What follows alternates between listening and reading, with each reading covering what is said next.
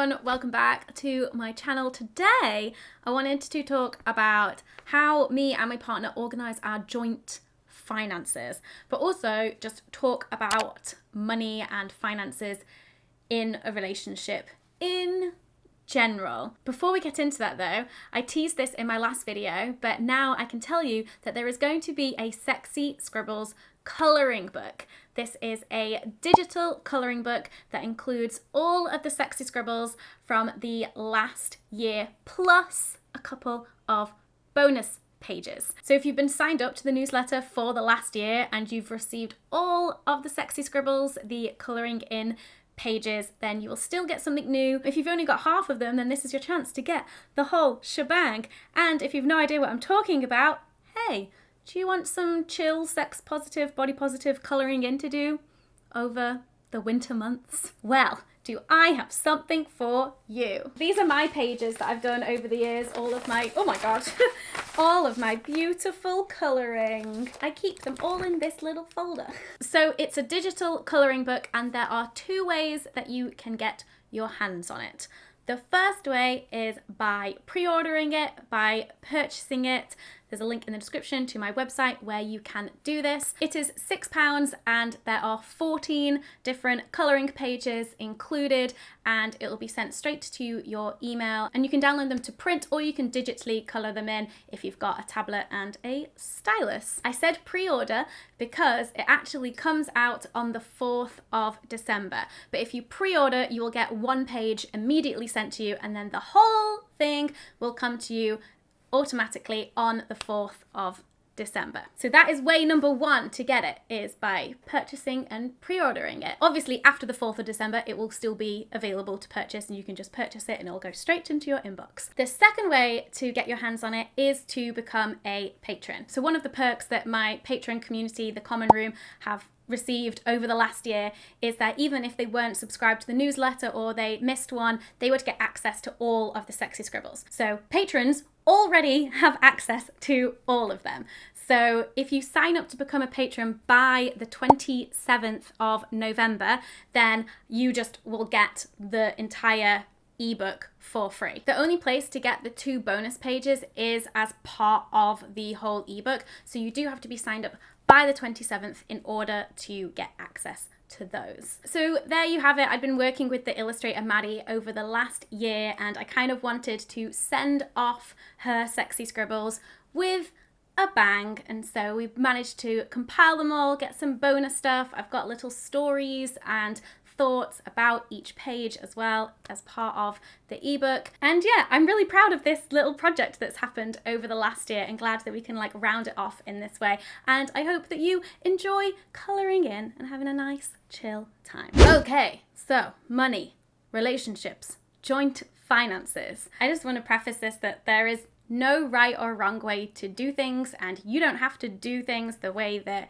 me and Dan do it. Absolutely not. There is like different versions of structures of ways that you can manage your money within a relationship. This is just what we do and it works for us. So we actually got a joint account when we moved in together. So this was before we were married, but we just thought it would be easy for both of us if there was a joint account where mortgage and bills and like food shops and everything that is just like for the house, for things that both of us use, it all comes out of one account. We both still have separate personal accounts, and whatever we choose to spend out of those personal accounts is our own business. That is your personal money, and we basically agree on how much each of us will put into the joint account each month.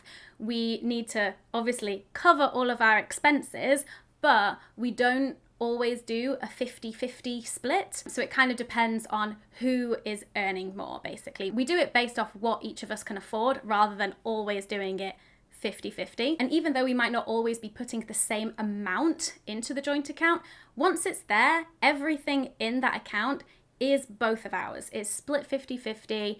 It's not like, oh, I own 70% of the money in this account. It's not like that at all. We just contribute different amounts, but everything that is in there is ours equally. So that's our general structure, and it hasn't changed since getting married because obviously we had the joint account system already in place from when we moved in here. So yeah, we've been sharing a joint account and merging our finances for the last 2 years, and it's worked pretty well so far. As you might already know, I love personal finance. I love talking about money.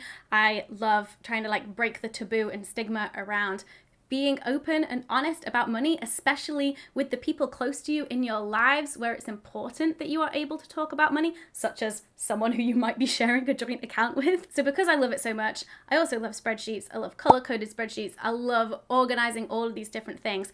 I am very much the like keeper of the finances. Obviously, we both have access to our own cards for the joint accounts. We both have access to all of that money, but I'm the one who kind of like organizes it. I'm the one who knows how much our bills are every month. I know what our yearly expenses are as well, things that might come out once a year or twice a year. So I do all of the calculating, I do all of the tracking of our spending. I'm the one who's like, ooh, this thing, this, or maybe we need to like spend a bit less over here, or like, okay, we've got a new mortgage, that means that we need to put more money in the joint account. How much can you afford? Oh my God, we've got this massive bill that I didn't even foresee. Can we please put some more money in the joint account? That's always me. I am the organized one of the finances. And luckily, Dan just trusts me. I do talk him through it. I don't think there's any problem at all if one of you manages the finances, as long as both of you have access to it and there is clear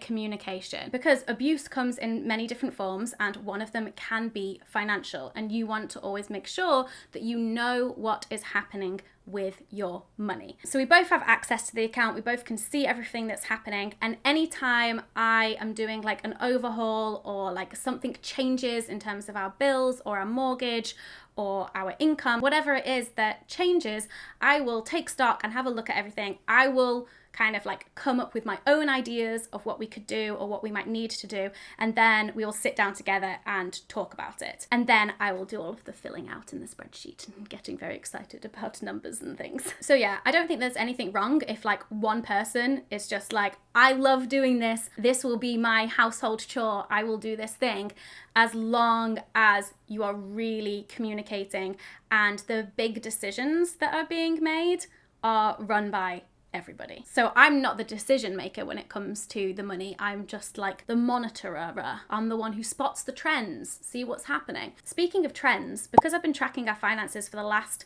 2 years, I have been able to see the difference in our spending from 2019 to this year with a global pandemic and how that has changed. And we have dramatically increased our food bill. And I was just like, what is going on? Like, we're not eating out. We might be getting more takeaways, but like our actual groceries, like food shop bill was so much more. And I was like, what is happening here? And then it clicked with us. We were like, oh, of course, because last year we would both eat lunch separately because Dan would be at work and I would be doing my own thing. So we would both pay for our own lunches on our personal accounts, and then we would only spend money on the joint account on food for meals that we had together at home. And that might not have even been every night of the week because we might be off doing separate things with friends or whatever, and so we're eating out separately. Whereas this year, with both of us working from home most of the time, we have got 7 evening meals a week that we're eating together, and then also 7 lunches that we're eating at home together. So yeah, the amount of food that we're actually eating through the joint account has increased. However, it's not that we're actually spending more on food, because obviously we're spending less through our personal accounts. But that was something that I was able to notice because I've been tracking all of our money. So yes, let's talk through how I organize our finances through our wonderful spreadsheet. Now, I have basically adapted spreadsheets from like Patricia Bry and from One Big Happy Life. I've like used their like budget planning yearly spreadsheets and then like kind of adapted it and made it work for me. So this is what it looks like. This is an empty one. And so the top line is for income. So this is what I put in the joint account, what Dan puts in the joint account, and then other. And other might be like money from birthday presents or like literally other. Literally could be anything else where there's some money that's come in. And then we have this whole section for savings. So obviously this year we were saving up for our wedding and our honeymoon, which because of COVID, we had to change kind of both of those things, but we still obviously had to save for them. And then we have an emergency fund, which is pretty new for us. We're like starting to create a joint emergency fund. We both have our separate personal emergency funds, which is very important. And then boring stuff, basically what I did, we kept on getting caught out by those bills that aren't monthly. We just kept forgetting to factor them in to what we were spending every month, because they would come once a year or they would come twice a year. And so what I did is I got everything. I was like, these are all of the things that we pay for, not on a monthly basis, on like less frequently than monthly. And I added it all up, and then I divided it by 12. And so then the amount that came to, we now put in a separate savings pot that is just boring stuff. Basically just monthly bills, but I just make sure it gets put aside every month so that when those bills come along, it's like, haha, we have the money, we did it. So that's actually something that we've only just started because of months of getting caught out and just being like, fuck, we don't have enough money in the joint account. And so fingers crossed that works, hopefully. I love implementing new systems. So that savings bit isn't just like what we did put into the joint account. Some of those savings ones, like the wedding and the honeymoon, also have a goal attached to them. So what I would do is I would like start at the end being like, okay, this is the goal, this is how much we need, and then work backwards from there to figure out how much money we have to put in the account each month. So that savings line isn't really tracking. That savings line is like, this is what you're obliged to put away. Like, this is what we need to put away. And then we have expenses. Now, you're like, what the hell is this average 2019, actual 2020? This is again how I've adapted it myself and how it works for me. So my spreadsheet isn't really a budget planner, maybe a little bit in terms of the big things that we might have to save for, but ultimately it's a spending tracker. That's kind of like how it functions more. So I tracked our spending for the entirety of 2019. Didn't do any budget planning. I just tracked our spending. So I have this whole year of how we spent our money.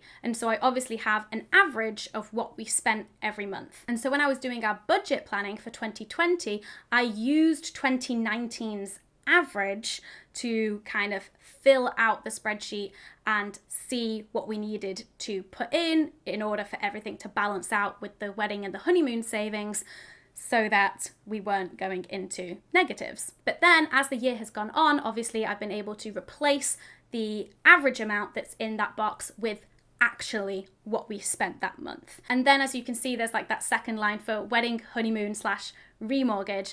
And these are all just like big things that happened in 2020. So I'm not including them in our average monthly spending, like what we spend on food, what we spend on our pet, what shopping do we do, what do we spend on like Netflix and Spotify and like all of those kinds of things. So anytime we made a big wedding payment or honeymoon payment or like solicitor's fees for the remortgage, that kind of like went in a separate line, because that to me doesn't really need to be included in the average of our monthly spending this year. And then there's another page in my spreadsheet which is actually where I track all of our spending for every month, like what we actually spent in all of these different categories, so I can then work out the average for each one as we move through the year. I was actually showing this spreadsheet to one of my friends and she was just like, mustard, how are you spending? I can't remember what we were spending on average, but let's say it's like 50 quid, right? She was just like, how are you spending 50 quid a month on mustard? I didn't realize that you guys loved mustard that much. And she thought that it was the condiment, that we loved the condiment mustard so much that we had a whole separate line in it in our budget. But no, mustard is our pet gecko, and so obviously we spend money on her. She needs to eat, and she needs light, and she needs things in her vivarium, so we gotta buy that stuff. So yeah, no, we do not love the condiment mustard that much, but we love our baby gecko mustard a lot. So that's my spreadsheet. Do you love it? I love it. Do you have your own spreadsheets where you do your personal finances? I would love to hear. Is your system similar to mine? Is it different? Do you have any tips and tricks? Oh, always up for like system improvements. One of the other things I wanted to talk about was asking permission to buy things if you share a joint account. And obviously this will be different for every relationship, but I think it's always important to have a conversation about what can you buy without needing to get permission from the other person, and where is that line when you need to be like, oh, can I buy this on the joint account? Like, you need to have a mutual understanding of where that line is of like, oh yeah, of course, like you just put that on the joint account, no need to ask. So like, for example, Jackbox 6, 7? The new Jackbox, which is like a game and it's got loads of different party games in it. The new Jackbox pack came out recently, and that is something that Dan and I like often play together and have lots of fun times with. But Dan texted me just being like, can I put the new Jackbox game on our joint account? And I was like, of course. So the new Jackbox game was like £24, which isn't even that much, but obviously it's not something that we'd talked about getting, and I didn't even realise that it was out. And so Dan was like, can I buy this? Sure. The other big change that has happened with us personally is that we now own this flat together. We have a joint mortgage. Previously, I owned it. It was my mortgage. I did all of that. Obviously, Dan contributed towards the joint account, which paid the mortgage, but we recently remortgaged and we now own it all together. So yeah, joint mortgage. That almost feels like more significant to me than getting married. I don't know. They're both pretty significant. But oh my goodness, applying for a mortgage with two of you as a joint mortgage where one of you has a normal job and is on PAYE, what a breeze. Like, honestly, I mean, not a breeze, like it was still a lot of paperwork. But when I applied for the mortgage by myself originally a few years ago as a freelancer, they would not give me lots of money. And this time they were just like, here, have this massive mortgage, all fine with us. And I'm just like, God damn it. And we actually recently experienced our first like financial marriage perk, which we weren't expecting. Dan recently renewed his car insurance and for the first time put me as a named driver on it. And he was just like, blah, blah, blah, my wife. My wife, fuck. And because he's now a married man and not a single man, the price of his car insurance went way down. And we were like, you are now responsible. But yeah, Dan's car is actually another one, because Dan got his car before we met and he's been doing his car repayments on that. So that all comes out of his personal account, but because I benefit from him having a car and we use it together for the things that we do together, things like the MOT, new tires we had to get recently, all kinds of petrol and the insurance, that all comes out of the joint account. But the actual car repayments comes out of Dan's account. But I think he's only got like one payment left.